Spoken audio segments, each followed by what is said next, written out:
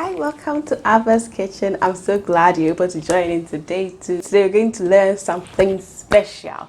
And guess what we'll be making? Yay! Today we're going to do a very simple yam ball recipe which you can easily replicate at home. So yeah, your yam balls, you can eat it any time of the day. You can eat it as a snack. You can add it to your side dish. What you need is yam. You need to cook your yam. Any vegetables of your choice. I decided to add a bit of pepper to give a kick. You can add in some local spices or curry as well.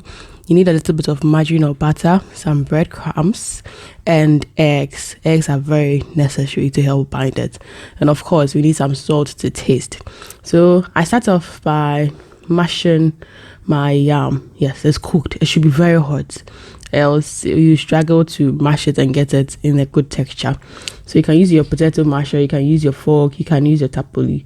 I prefer using the tapoli because it gives me more speed and comfort. But essentially, you want to mash our yam for it to be very smooth. You don't want lumps inside. So once that is done, we then go in to add in margarine. If you have butter, you can use butter as well. Yes, I didn't add salt much here because I already cooked the yam with salt. And you need to separate your egg. Now, you could separate your egg with your hand, or you can just crack your egg into two. I didn't crack this well, but then you can crack it into two, and then you just pour it out like I'm doing beautifully here.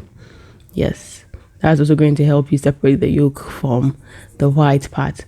Then you're going to add in that as well to the mixture. You can add in any spice you'd want to add in there as well. Then you mix it all together. Yes, so you can do it with your hand, you can do it with a spoon. You know, I like to use my hand so I can feel the texture with whether I'm getting what I want. Yes. And mind you, it's hot, so I ended up using a spoon a bit to help me out because Charlie, I know a shit. Then after that, what I did was to add in my vegetables. Yes, the vegetables, I added some carrots, some onion, some bell pepper, some spring onions, and I added a bit of pepper. So the red, yes, it's pepper, habanero peppers. It gives it that kick, that peppery kick when you eat it. And you'd want to mix it so beautifully in there together. It's optional. You can decide not to add veggies, but you know, when you add vegetables, they fortify your meal. And vegetables are good and healthy, especially in the era where we are in. Once you're done with that, you'd want to create some balls with your mixture. You're going to basically coat your balls with the egg white, and then you roll it in the breadcrumbs, then you fry. You can equally decide to just roll it in the egg and fry, but then that won't be too neat, and that's a bit more dried. Yes, but then your oils is going to get a bit more foamy early because the egg around it. Yes, and if you're going to do just the egg coating, you need to drain the egg well so that your oil doesn't get too foamy. But I like this method to coat with the egg and coat with the breadcrumbs. Yes, so you can do that with your spoon and your fork. Yeah, you can do it with your 2 spoons. It depends on how you want to go about it. I was using my hand to coat it because I didn't want to use spoon and to be pressing or to be knocking it against. Yes, so I use my hand to do it gently so that I don't end up spoiling the shape of what I've created. Yes, and I can coat it enough. Do well to coat it with enough breadcrumbs. And breadcrumbs is very easy to do. Make sure your bread is not too fresh. When you have old bread in your fridge, what you can do is to dry it in the sun, or you can bake it in your oven over low heat. And when it's dry, if you put it in the sun within an hour or two, it should be dry and crisp enough. You can crush it with your hand a bit and make sure it's well dried. And then you can just roll it with your bottle, a rolling pin, anything to crush it and get it smooth.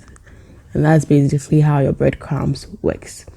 So I coated all of them with the egg, the breadcrumbs, and I placed it in a plate. It's good to do this before you start frying because it will save you time and you go with speed. You don't fry and be molding it. It's always good to finish it and then you go and fry. So these are my balls. My oil was preheated, very hot. Then they went in. Yes, you don't want to fry this over low heat. It will get soggy. The yam is already cooked. Everything is literally less time to cook.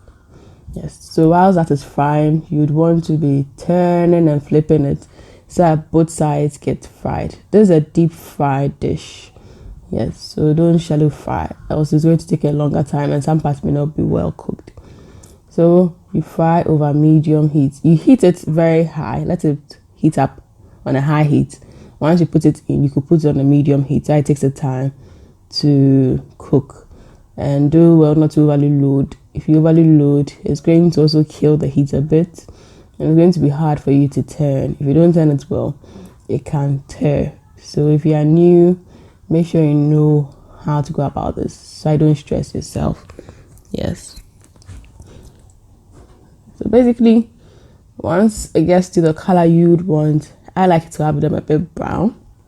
Then you scoop them out with your perforated spoon so that the oil will drain off.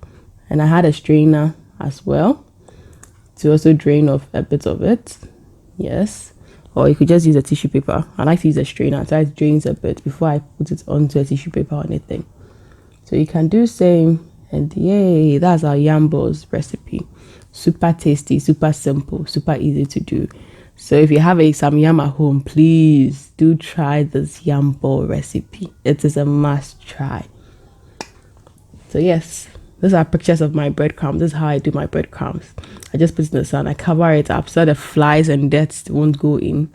Any cloth that would help it dry early. And that's all. Yay. So if you did like what we did today and you're impressed, if you're new to the channel, you're so welcome. If you're a returning subscriber, yay, we're so glad you're able to join in today.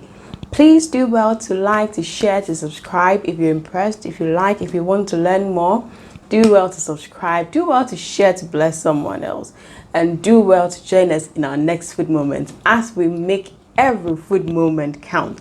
Till then, live life to the fullest. Be joyous, be happy, stay healthy, stay fortified. Lots of love for my team and I as always. Mwah.